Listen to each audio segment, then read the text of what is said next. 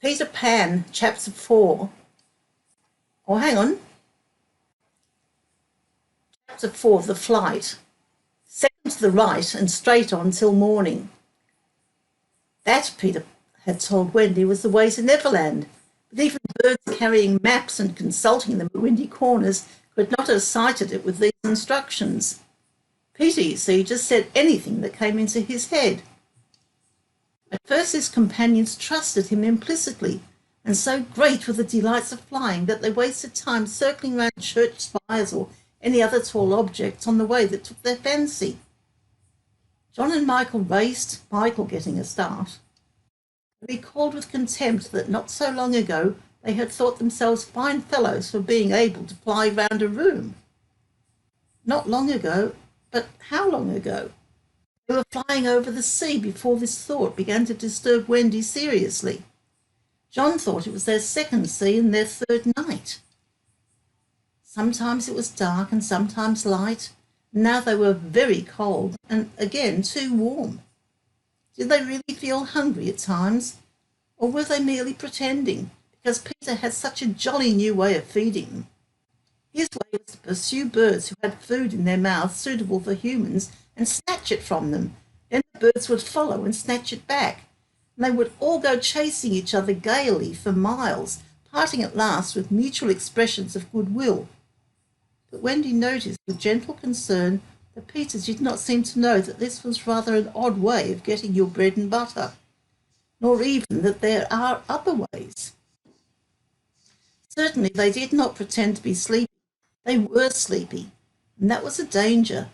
For the moment they popped off, down they fell. The awful thing was that Peter thought this funny.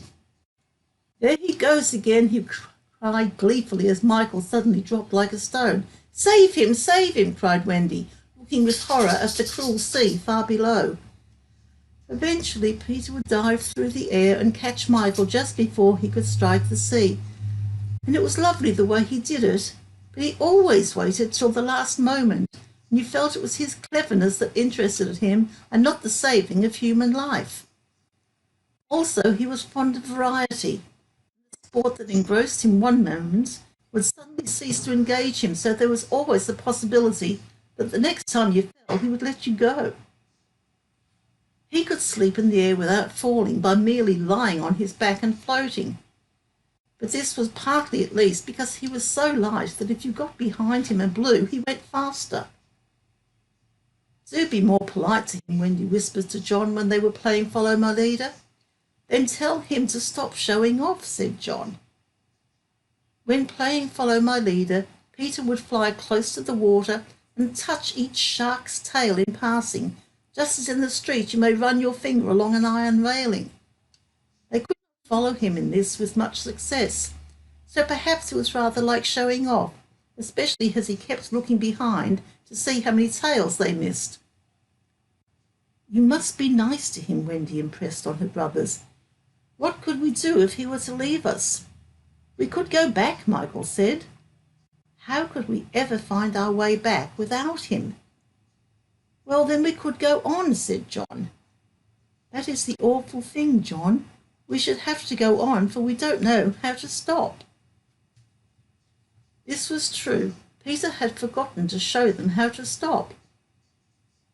John said that if the worst came to the worst, all they had to do was to go straight on, for the world was round, and so in time they must come back to their own window.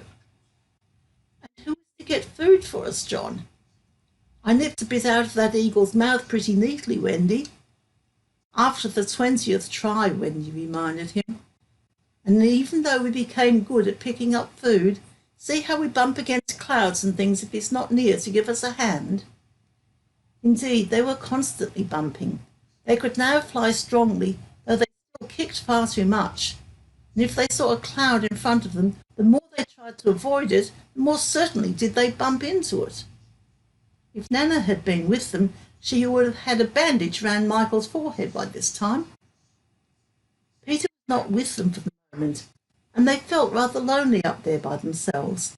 He could go so much faster than they that he would suddenly shoot out of sight to have some adventure in which they had no share. He would come down laughing over something fearfully funny he had been saying to a star, but he had already forgotten what it was, or he would come up with mermaid scales still sticking to him, and yet not be able to say for certain what had been happening. It was really rather irritating to children who had never seen a mermaid. And if he forgets them so quickly, Wendy argued, how can we expect that he will go on remembering us?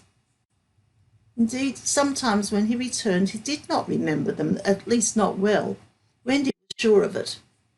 She saw recognition come into his eyes as he was about to pass them the time of day and go on. Even once she had to call him by name. "I'm Wendy," she said agitatedly. He was very sorry.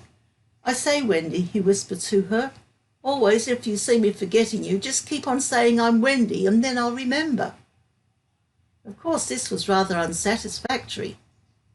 However, to make amends, he showed them how to lie out flat on a strong wind that was going their way, and this was such a pleasant change that they tried it several times and found that they could sleep thus with security. Indeed, they would have slept longer, but Peter tired quickly of sleeping, and soon he would cry in his captain voice, "We get off here!" So with occasional tiffs, but on the whole rollicking, they drew near the Neverland. For after many moons they did reach it, and, what is more, they had been going pretty straight all the time. Not perhaps so much owing to the guidance of Peter or Tink, as because the island was looking for them. It is only thus that anyone may sight those magical shores. "There it is," said Peter calmly. "Where? Where?" "Where all the arrows are pointing." Indeed, 1,000,000 golden arrows were pointing it out to the children, all directed by their friend the sun, who wanted them to be sure of their way before leaving them for the night. Wendy and John and Michael stood on tiptoe in the air to get their first sight of the island. Strange to say, they all recognised it at once, and until fear fell upon them, they hailed it, not as something long dreamt of and seen at last, but as a familiar friend to whom they were returning home for the holidays. "John, there's the lagoon." "Wendy, look at the turtles burying their eggs in the sand." "I say, John, I see your flamingo with the broken leg." "Look, Michael, there's your cave." "John, what's that in the brushwood?" "It's a wolf with her whelps. Wendy, I do believe that's your little whelp." "There's my boat, John, with her side stove in." "No, it isn't. Why, we burned your boat." "That's her, at any rate. I say, John, I see the smoke of the redskin camp." "Where? Show me." "And I'll tell you by the way the smoke curls whether they're on the warpath." "There, just across the mysterious river." "I see now. Yes, they are on the warpath right through." Peter was a little annoyed with him for knowing so much, but if he wanted to lord it over them, his triumph was at hand. For have I not told you that anon fear came upon them? It came as the arrows went, leaving the island in gloom. In the old days at home, the Neverland had always begun to look a little dark and threatening by bedtime. Then unexplored patches arose in it and spread black shadows moved about. The roar of the beasts of prey were quite different now, and above all, you lost the certainty that you would win. You were quite glad that the night lights were on. You even liked Nana to say that this was just the mantelpiece over here and that the Neverland was all make-believe. Of course, the Neverland had been make-believe in those days, but it was real now, and there were no night lights, and it was getting darker every moment. And where was Nana? They had been flying apart, but they huddled close to Peter now. His careless manner had gone at last. His eyes were sparkling, and a tingle went through them every time they touched his body. They were now over the fearsome island, flying so low that sometimes a tree grazed their feet. Nothing horrid was visible in the air, yet their progress had become slow and laboured, exactly as if they were pushing their way through hostile forces. Sometimes they hung in the air until Peter had beaten on it with his fists. "They don't want us to land," he explained. "Who were they?" Wendy whispered, shuddering. But he could not or would not say. Tinkerbell had been asleep on his shoulder, but now he wakened her and sent her on in front. Sometimes he poised himself in the air, listening intently, with his hand to his ear, and again he would stare down with eyes so bright they seemed to bore into two holes into the earth. Having done these things, he went on again. His courage was almost appalling. "Would you like an adventure now?" he said casually to John, "or would you like to have your tea first?" Wendy said tea first quickly, and Michael pressed her hand in gratitude, but the braver John hesitated. "What kind of adventure?" he asked cautiously. "There's a pirate asleep in the pampas just beneath us," Peter told him. "If you like, we'll go down and kill him." "I don't see him," John said after a long pause. "I do." "Suppose," John said a little huskily, "he were to wake up." Peter spoke indignantly. "You don't think I would kill him while he was sleeping? I would wake him first and then kill him. That's the way I always do."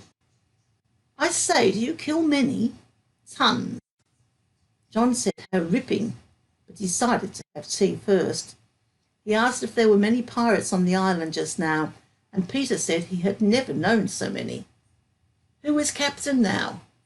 "Hook," answered Peter, and his face became very stern as he said that hated word. "Jas Hook?" "Aye." Indeed, Michael began to cry, and even John could speak in gulps only, for they knew Hook's reputation. "He was Blackbeard's boatswain," John whispered huskily. "He's the worst of them all. He's the only man of whom Barbecue was afraid." "That's him," said Peter. "What is he like? Is he big?" "He's not so big as he was." "How do you mean?" "I cut off a bit of him." "You?" "Yes, me," said Peter sharply. "I wasn't meaning to be disrespectful." "Oh, all right. But I say, what bit?" "His right hand." "Then he can't fight now?" "Oh, can't he just?" "Left-hander?" "He has an iron hook instead of a right hand, and he claws with it." "Claws." "I say, John," said Peter. "Yes?" "Aye, aye, sir." "Aye, aye, sir." "There is one thing," Peter continued, "that every boy who serves under me has to promise, and so must you." John paled. "It is this: if we meet Hook in open fight, you must leave him to me." "I promise," John said loyally. For the moment they were feeling less eerie, because Tink was flying with them, and in her light they could distinguish each other. Unfortunately, she could not fly so slowly as they, and so she had to go round and round them in a circle in which they moved as in a halo. Wendy quite liked it, but Peter pointed out the drawbacks. "She tells me," he said, "that the pirates sighted us before the darkness came and got Long Tom out." "The big gun?" "Yes, and of course they must see her light, and if they guess we are near, they are sure to fly." "Wendy? John? Michael?" "To go away at once, Peter," the three cried simultaneously, but he refused. "She thinks we have lost the way," he replied stiffly, "and she is rather frightened." "You don't think I would send her away all by herself when she's frightened?" For a moment the circle of light was broken, and something gave Peter a loving little pinch. "Then tell her," Wendy begged, "to put out her light." "She can't put it out. That is about the only thing fairies can't do. It just goes out of itself when she falls asleep, same as the stars." "Then tell her to sleep at once," John almost ordered.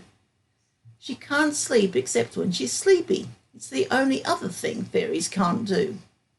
"Seems to me," growled John, "these are the only two things worth doing." Here he got a pinch, but not a loving one. "If only one of us had a pocket," Peter said, "we could carry her in it." However, they had set off in such a hurry that there was not a pocket between the four of them. He had a happy idea: John's hat. Tink agreed to travel by hat if it was carried in the hand. John carried it, though she had hoped to be carried by Peter. Presently Wendy took the hat because John said it stuck against his knee as he flew, and this, as we shall see, led to mischief, for Tinker Bell hated to be under an obligation to Wendy. In the black topper the light was completely hidden, and they flew on in silence. It was the stillest silence they had ever known, broken once by a distant lapping which Peter explained was the wild beasts drinking at the ford. And again, by a rasping sound, there might have been the branches of trees rubbing together, but he said it was the redskins sharpening their knives. Even these noises ceased. To Michael, the loneliness was dreadful. If only something would make a sound, he cried. As if in answer to his request, the air was rent by the most tremendous crash he had ever heard. The pirates had fired Long Tom at them. The roar of it echoed through the mountains, and the echoes seemed to cry savagely, "Where are they? Where are they? Where are they?" Thus sharply did the terrified three learn the difference between an island of make-believe and the same island come true. When at last the heavens were steady again, John and Michael found themselves alone in the darkness. John was treading the air mechanically, and Michael, without knowing how to float, was floating. "Are you shot?" John whispered tremulously. "I haven't tried myself out yet," Michael whispered back. You know now that no one had been hit. Peter, however, had been carried by the wind of the shot far out to sea, while Wendy was blown upwards with no companion but Tinker Bell. It would have been well for Wendy if at that moment she had dropped the hat. I don't know whether the idea came suddenly to Tink, whether she had planned it on the way, but she at once popped out of the hat and began to lure Wendy to her destruction. Tink was not all bad, or rather she was all bad just now, but on the other hand sometimes she was all good. Fairies have to be one thing or the other, because being so small, they unfortunately have room for only one feeling at a time. They are, however, allowed to change, only it must be a complete change. At present she was full of jealousy of Wendy. What she said in her lovely tinkle Wendy could not, of course, understand, but I believe some of it was bad words, but it sounded kind, and she flew back and forward, plainly meaning, "Follow me and all will be well." What else could poor Wendy do? She called to Peter and John and Michael, and got only mocking echoes in reply. She did not yet know that Tink hated her with a fierce hatred of a very woman, and so, bewildered and now staggering in her flight, she followed Tink to her doom. End of chapter 4.